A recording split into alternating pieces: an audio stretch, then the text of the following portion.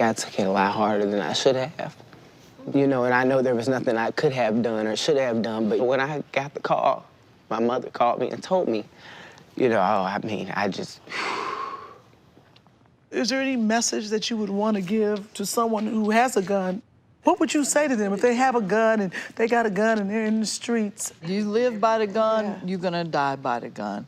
That's what we've always heard. And it's your young man, your peers that you're killing. And what about the family? People don't realize it. Even when the young men go to jail, it affects the family. To pick up a gun is easy, but to take somebody's life that you can't give and can't give it back, that's devastating. Why does our community experience so much loss?